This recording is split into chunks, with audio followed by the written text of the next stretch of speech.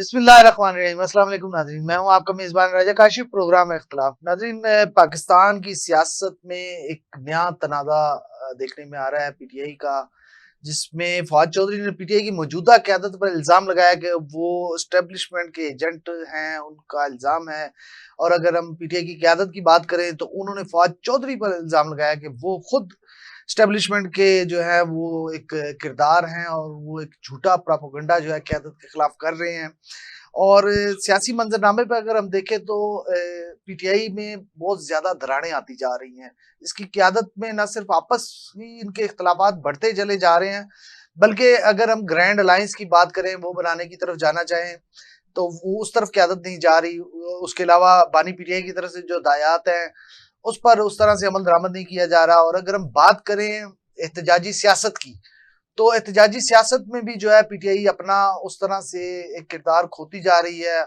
उसके मुकाबले में अगर अगर हुकूमत वक्त में बैठे जो हुकूमत कर रहे हैं मुस्लिम लीग नून को देखें, तो पंजाब में वो अपनी गिरफ्त मजबूत करते जा रहे हैं। दीगर सूबों में मुस्लिम लीग नून की गिरफ्त मजबूत होती जा रही है। पार्टी लेवल की सतह पर वो अपने चीजों को मुनज़्ज़म करते जा रहे हैं और पीटीआई जो है वो ताश के पत्तों की तरह बिखरती हुई नजर आ रही है। इस पर ही हम आज बात करेंगे।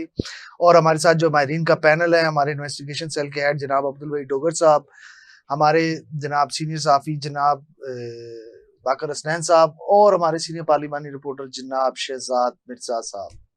शहजाद साहब, कैसे हैं आप? जी खैरियत, शुक्रिया। डोगर साहब, सबसे पहले आपकी तरफ आऊंगा, शहजाद मिर्जा साहब से बाद में हम पूछेंगे। ये जो पीटीआई की क़यादत, जो पीटीआई छोड़ता है या पीटीआई से निकलता है, वो दीगर सियासी जमातों में होता है, लेकिन हमने देखा कि पीटीआई में ये ट्रेंड कुछ ज्यादा हो गया है कि जो पीटीआई को छोड़ता है या पीटीआई से निकलता है, या जो बानी पीटीआई ने क़यादत मुंतखब की हुई है कि ये लोग बैठेंगे, ये इन सीटों पे ये लोग बैठेंगे और मामलात को चलाएंगे, लेकिन जो उन सीटों से उतरते हैं, फैसलवाड़ा की मिसाल हमारे सामने है। अब फवाद चौधरी एक ताज़ा तरीन हवा का झोंका है, गर्म हवा का झोंका है पीटीआई के लिए जो आज चला है अभी। तो आप क्या समझते हैं कि ये पीटीआई की सियासी तरबियत का फुकदान है बानी पीटीआई का, या कुछ और है? बिस्मिल्लाहिर्रहमानिर्रहीम। काशिफ साहब बहुत शुक्रिया। देखें, जो मेरी थोड़ी बहुत सियासी अंडरस्टैंडिंग है, शुरू दिन से जो बानी पीटीआई हैं उन्होंने नत नए तरीके जो है वो मुतारफ़ करवाए हैं कि किस तरह उन्होंने अपने क्राउड को चार्ज रखना है। आपने देखा होगा शुरू में आए रोज़ किसी न किसी शहर में एहतजाज की कॉल दी जाती थी। फिर ये जो फायरिंग वाला वाक़या हुआ, उसके बाद थोड़े से एहतजाजी मुज़ाहरे इनके कम हुए।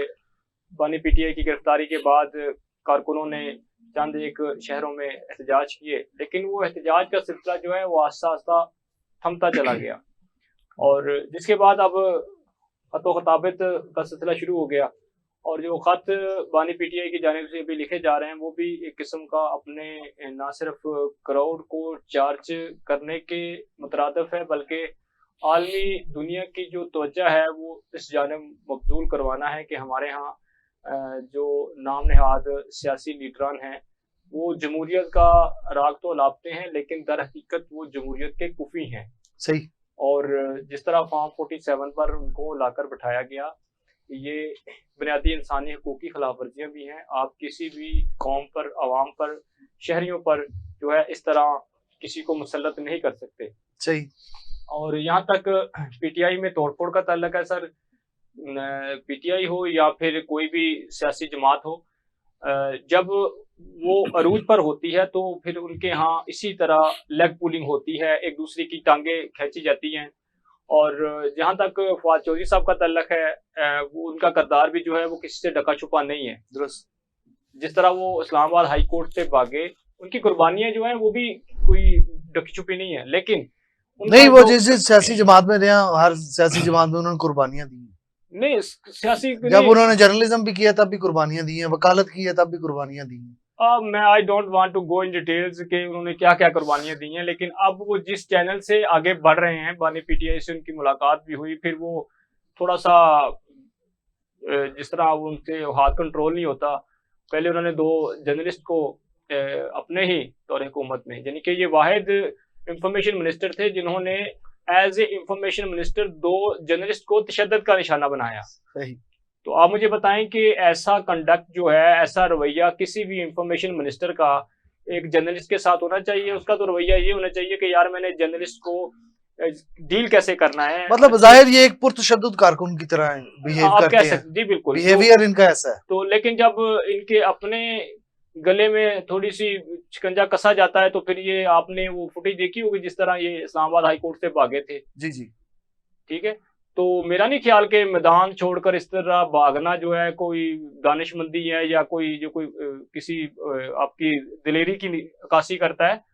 तो मेरे ख्याल में कि नहीं, बुज़दिल इन्होंने आदमी जो इल्जामात लगाए फवाद चौधरी ने, डॉक्टर साहब माजरत मैं आपको इंटरप्ट कर रहा हूँ, कि फवाद चौधरी साहब ने जो इल्जाम लगाया है कि मौजूदा क़यादत पर कि ये एस्टेब्लिशमेंट का एजेंट है, आया इनके पास कोई सबूत भी होंगे या ऐसे बेबुनियाद सर इल्जाम? देखिए, जहाँ तक एस्टेब्लिशमेंट का तल्लक है ना सर, हमारे यहाँ ये बदकिस्मती से गौर फ़िक्र का दौर अब रहा नहीं।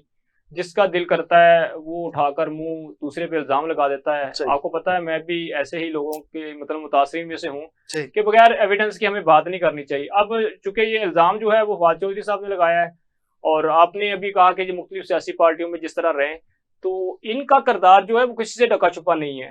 जो उनके पेड होते हैं या उनके मतलब पेनिट्रेशन जिनकी वहाँ से हुई होती है, तो वो इसी तरह सियासी पार्टियां बदलते रहते हैं। सही। क्योंकि अब पीटीआई का जो ग्राफ है वो पब्लिक में वो थोड़ा सा ऊपर जा रहा है, तो इसलिए ये दोबारा जो है ना वो एक मतलब अब मुनासिब नहीं है कि मैं लफ्ज़ इस्तेमाल करूँ, वो घुसना चाह रहे हैं, दोबारा पार्टी में अपनी जगह बनानी चाह रहे हैं। अब उन्होंने हाल ही में जो बैरिस्टर शेख शीन साहब थे एडवोकेट, उनके ऊपर हाथ उठाया, तशद्दुद किया। तो मेरा ख्याल में कि बानी पीटीआई को ऐसे लोगों की हौसला अफजाई करने के बजाय हौसला शिकनी करनी चाहिए। सही। ऐसे लोगों की पार्टी में बिल्कुल कोई जगह नहीं होनी चाहिए।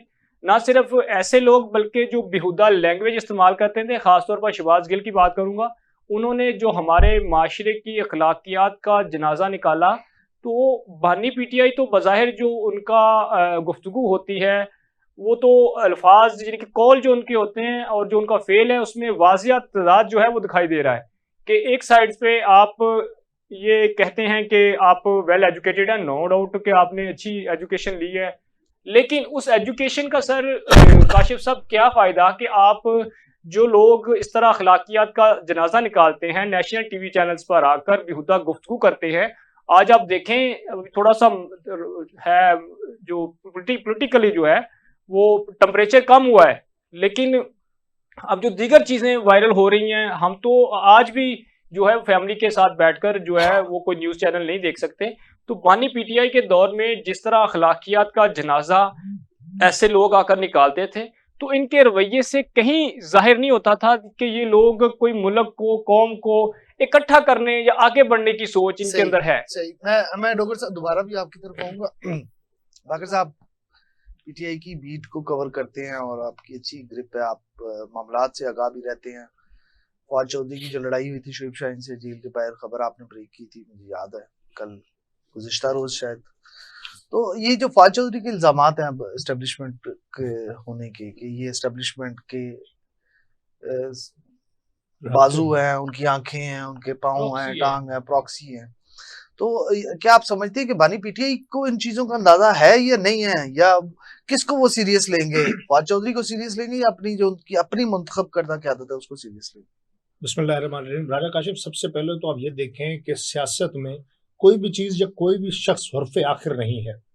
इंसान के पास या किसी भी पार्टी के चेयरमैन के पास ये इख्तियार हासिल है कि वो किसी भी शख्स को किसी भी टाइम मुंतखब करके अवामी फोरम पे उसको ला सकता है।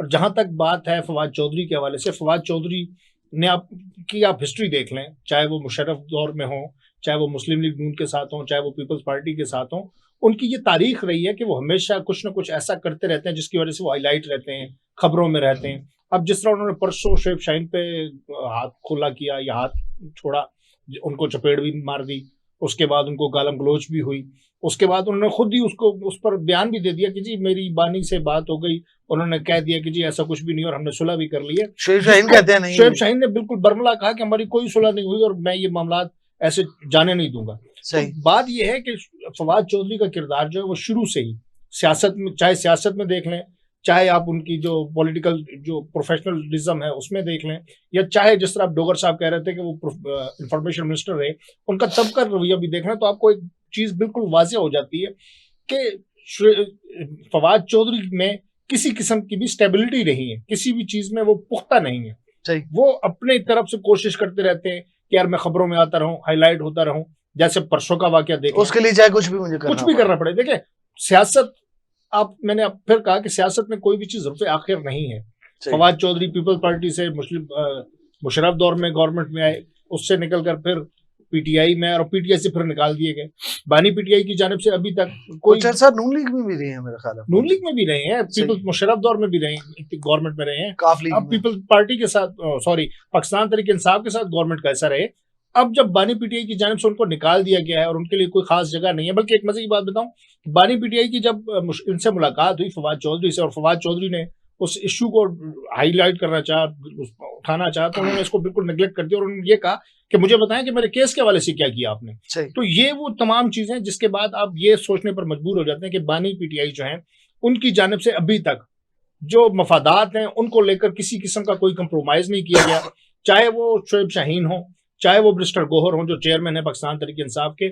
उनकी वजह से जो पाकिस्तान तहरीक इंसाफ की अभी जो क़यादत है वो बिल्कुल इख्तलाफात का भी शिकार होता नजर आ रही है, क्योंकि फवाद चौधरी की जानिब से जो इल्ज़ामात लगाए जा रहे हैं कि वो खुद इस्टेब्लिशमेंट से राब्ते में हैं और इस्टेब्लिशमेंट डिवीज़न के साथ हुकूमत से भी राब्ते में है, तो यहाँ पे फवाद चौधरी को भी सोचना चाहिए कि मैं किसके साथ राब्ते में हूँ, मैं किस अंसर के तौर पर पीटीआई से भी राब्ते में हूँ, जबकि पीटीआई ने उनको किसी किस्म का कोई टास्क नहीं दिया हुआ है। बल्कि अब रिसेंटली कल की बात है गालिबन, फवाद चौधरी जजेस के हवाले से, आईनी तरमीम के जो जजेस हैं उनके हवाले से उन्होंने मौलाना फजल रहमान से भी मुलाकात की कि जी ये पार्लिमानी लीडर, इनको हम जजेस मुंतखब करेंगे, जबकि पीटीआई की तरफ से उसका तरदीद की गई कि हमने फवाद चौधरी को कोई टास्क नहीं दिया कि आप मौलाना फजल रहमान से मिलें। और ग्रैंड अलायंस की जहां तक बात है, ग्रैंड अलायंस डेफिनेटली जब भी आपकी पाकिस्तान में जमहूरियत को कोई मसाइल का सामना करना पड़ता है तो जमहूरियत का हुस्न है कि आप ग्रैंड अलायंस बनाकर उन मामलात को निबेड़ने की कोशिश करते हैं, उन मामलात से टैकल आउट करने की कोशिश करते हैं। तो डेफिनेटली जहां पर पाकिस्तान तहरीक इंसाफ इस वक्त खड़ी है वहां पर पाकिस्तान तहरीक इंसाफ को चाहिए कि ग्रैंड अलायंस की तरफ जाएं, ना कि इख्तलाफात को लेकर। सही, आपका पॉइंट आ गया बड़ा जबरदस्त। ये जो बाकर साहब ने कहा है, शहजाद मिर्जा साहब, इसी से कंटिन्यू करूंगा। मौलाना फजल रहमान जो है अपोजिशन में ग्रैंड अलायंस बनाने की कोशिश में नजर आ रहे हैं। आपको लगता है कि पीटीआई की जो अंदरूनी इख्तलाफात हैं इसके बाद, क्योंकि बड़ी अपोजिशन तो इस वक्त जमात इस पार्लियामेंट में, अगर अपोजिशन हम कहें तो वो पीटीआई है, तो आपको लगता है कि इस अंदरूनी इनके इख्तलाफात की वजह से कोई ग्रैंड अलायंस बन पाएगा? जी बहुत शुक्रिया काशिफ साहब। बात यह है कि पीटीआई अभी से नहीं, काफी अरसे से टूट फूट का शिकार है। सही। और उसकी बुनियादी वजह जो खुद इनके लीडर हैं वो खुद जो हैं इसके जिम्मेदार हैं। बात यह है कि अभी आपने जिक्र किया फवाद चौधरी की ऊपर बात की है कि वो उन्होंने ऐसे किया। बात यह है कि फवाद चौधरी ने अभी हाल ही में 3 बंदों के ऊपर जो है वो बड़ा क्रिटिकल किस्म के इल्ज़ामात आयद किए हैं। बल्कि शेख वकास अकरम के अगर आप कहें कि कपड़े उतारे हैं तो वो बेजाना होगा कहना। उन्होंने शेख वकास अकरम पे ये इल्ज़ाम लगाया है कि ये जो मुजाहिदीन थे जो अफगानिस्तान और आगे पीछे जो लड़ाइयाँ करते थे, ये उनको असला बेचते थे और उसकी जो कट आउट अमाउंट होती थी वो मलेशिया के बैंक में जो वो जमा करवाया करते थे, कमीशन उसका करवा फुल पेमेंट, क्योंकि वो डीलर थे। और फिर उन्होंने इसी के साथ रऊफ हसन के ऊपर भी इल्ज़ाम लगाया कि ये पार्टी के फंड से महाना जो है वो 5 करोड़ रुपया ईंट लेते थे, वहां से निकाल लिया करते थे। इसी तरह सलमान अकरम राजा है, उनके ऊपर भी उन्होंने इल्ज़ाम लगाया कि ये पहले मियां नवाज शरीफ और शहबाज शरीफ के वकील हैं और उनसे ये खाते रहे हैं और अब इन्होंने इमरान खान की जेब पे जो है वो हाथ साफ करना शुरू कर दिया। इसी तरह अली अमीन गंडापुर पे भी उन्होंने इल्ज़ाम लगाया कि ये अफगान के जो बॉर्डर है वहाँ से अफगानों के साथ जो है इनके रवाबित हैं और ये वहाँ से जो है उनसे लेन देन सारे मामलात करते हैं। बात यह है कि इनके अंदरूनी मामलात जो हैं वो दुरुस्त नहीं हो सकते, इनके अंदर अपनी ही नाचाकी है। जिस दिन जो बंदा बानी पीटीआई से जेल में मुलाकात करके आता है वो उस दिन समझता है कि मैं पार्टी का चेयरमैन हूं। आपको लगता है इनको तंजीम साजी जो है वो नून लीग से सीखनी चाहिए?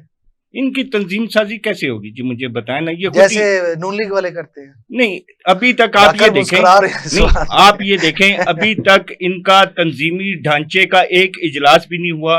अभी तक इन्होंने इंट्रा पार्टी इलेक्शन के हवाले से मिर्जा कोई साहब, भी चीज बात ये है जो बात नहीं ये की। है, तंजीम साजी के लिए रात को किसी के घर नहीं जाया जाता, तंजीम साजी दिन की रोशनी में नहीं तो होती है। ये तंजीम साजी पीटीआई करना चाह रही है बाकर साहब, सर, मुझे चपेड़े मार बताएं- के, थप्पड़ मुझे मार के, बताएं- बदतमीजी से, Definitely, गालम गलोच से। देखें तंजीम साजी का तो ये भी तरीका नहीं देखें है मैं ना। बिल्कुल आपकी इस बात से एग्री करता हूं कि तंजीम साजी, थप्पड़, बदतमीजी और गालम गलोच जी। से नहीं होती, उसके लिए प्रॉपर लाएअमल बनाया जाना सही। चाहिए।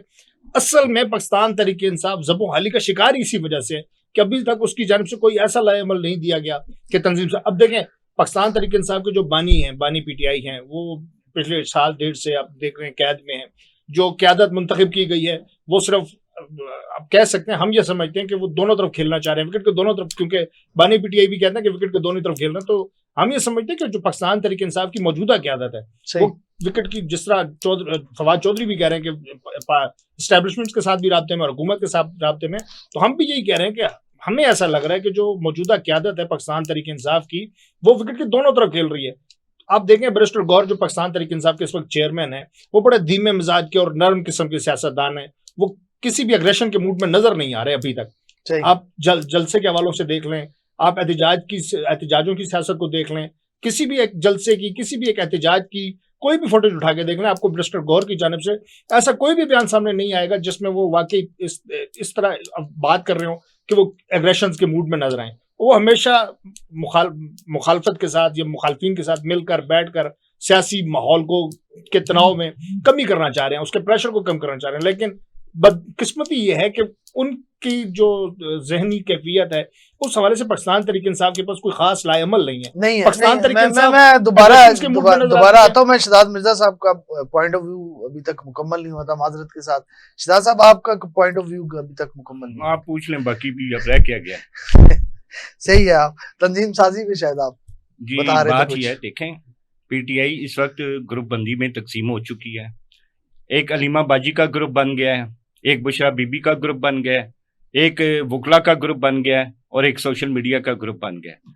यही ग्रुप बंदी जो है ये पीटीआई की जो तकसीम दर तकसीम है ये उसका बाइस बन रहा है। अच्छा, इसके नीचे इनकी क़यादत भी टुकड़ियों जी में टुकड़े बटी हो हुई है, गई ना बाकी आप, भी। जी बिल्कुल। और आने वाले वक्तों में ये देखिएगा ये सब एक दूसरे को जो है ना, एक दूसरे के कपड़े उतार रहे होंगे, एक दूसरे में छीना तानी कर रहे होंगे। बात फिर वही आ जाती है, जब तक बानी पीटीआई अपने जो बाहर इनके लोग मौजूद हैं उनमें से किसी एक पे ट्रस्ट नहीं करेंगे, ये पार्टी बाहर तकसीम दर ये तकसीम होती रहेगी। और इसके अब बानी पीटीआई को एक्चुअली खुद भी समझ नहीं आ रही। हमारे जराये ने ये कहा है कि खुद बानी पीटीआई ने एक एक्सपर्ट ट्वीट किया है, उसमें ये कहा है कि अगर मेरी जान को कुछ हुआ तो उसका जिम्मेदार जनरल आसिम मुनीर होंगे और DGISI होंगे।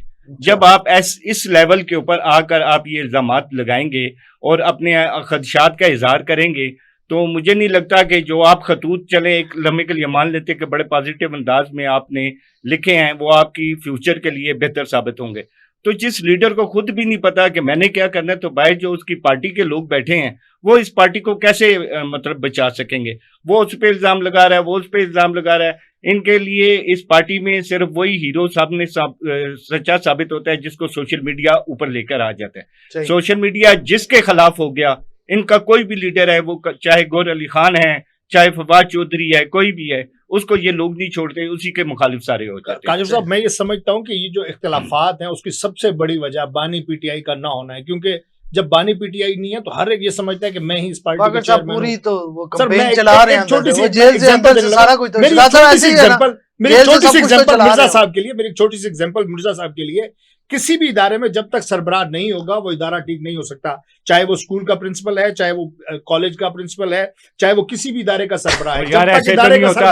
अब इदारे का सरबराह या प्रिंसिपल नहीं है तो पीछे से स्कूल की छुट्टी कर जाता है। डेफिनेटली बाकी जो पीछे डेफिनेटली मैं बाकी साहब मैं इत्तेफाक करता हूँ शहजाद है। मिर्जा साहब से, जब अदारे में डिसिप्लिन और SOPs हाँ, को नहीं फॉलो होती। किया जाएगा, सर, सरबराह असल छुट्टी मसला पर यही है, सरबराह जेल में मसला है, यही सरबराह हॉलीडेज पर है, असल अदारा मसला जब यही आप है। सिस्टमाइज कर देते हैं, डॉक्टर साहब are you agree with me और नॉट, कि जब आप अदारे को सिस्टमाइज कर देते हैं, चीजों की SOPs बना देते हैं, तो सरबराह दफ्तर बैठा है, वो घर चेंज होते बैठा रहते है, हैं सरबराह, आए दिन सरबराह आते जाते रहते हैं। आते जाते ठीक। रहते हैं, उनका क्या? डॉक्टर साहब एक और चीज आपसे जो मैं जानना चाह रहा हूँ कि फवाद चौधरी इसके अलावा आपने वो जो भाग गए हैं वो भगौड़ा जो जिसकी पेनिट्रेशन हुई थी अमेरिका से, हाँ, शहबाज गिल और हाँ जी गिल एक साहब, और भी अमेरिका से आए हैं साहब, $1 मैन, $1 मिलियन मैन, आजम सवाती साहब। ठीक ठीक। इन्होंने तो भी अखलाकियत ये का ऐसे जनाजा निकाला। किरदारों ने पीटीआई का तशख्खुस तबाह नहीं किया? सर जी, मैं पहले भी मैंने ये कहा कि इस तरह के लोगों पर बानी पीटीआई को नजरसानी करनी चाहिए। दूसरा, वो हमारा वो जर्नलिस्ट दोस्त है, क्या नाम है उसका यार, इमरान रियाज, कुछ इस तरह नाम है उसका, ठीक है, वो भी भाग गया है मुल्क छोड़ के। बड़े बुलंदोबाला नारे मारे थे। मतलब ऐसे लोगों ने अपनी सस्ती शोहरत के लिए, फेम के लिए, शोधे किस्म के लोग हैं, ना सिर्फ अखलाकियात का जनाजा निकाला बल्कि माशरे में वो तफरीक डालने की कोशिश की, अभी भी तफरीक डालने के लिए कोशिशां हैं। तो ऐसे लोगों को बानी पीटीआई, अगर उनके दिल में वतन पाकिस्तान के लिए इतना ही दर्द है तो ऐसे नासर को शटअप कॉल देनी चाहिए उन्हें।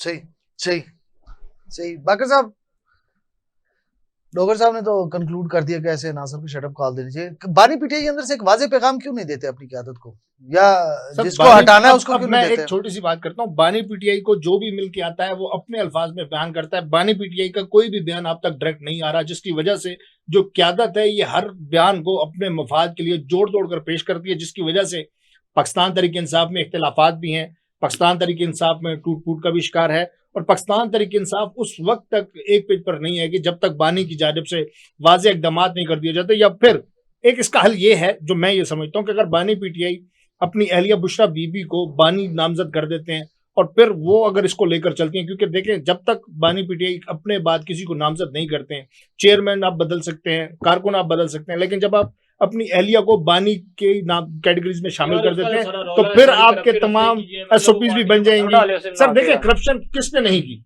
हर दौर में करप्शन हुई है, पीटीआई कह रहा है मैंने हर दौर में करप्शन नहीं। शहजाद साहब आखिरी 1 मिनट है। करप्शन बाकर साहब कह रहे हैं हर दौर में हुई है, अभी भी हो रही है। डेफिनेटली ये तो हो रही है, मेरा ख्याल है क़यामत तक चलेगी जी। अच्छा, मतलब आप नाउमीद हो गए हैं कि पाकिस्तान से करप्शन का खात्मा है।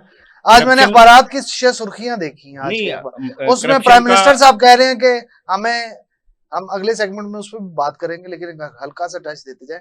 वो एक पहला लफ्ज लिखा है कि करप्शन में हमें लीड करे, मतलब कि हमें करप्शन से जान कैसे छुड़ानी है, हमें ये जो वफद आया है ये बताए हमें कैसे जान छुड़ानी। शायद सुर्खियां बढ़ गया को हंसी नहीं आई।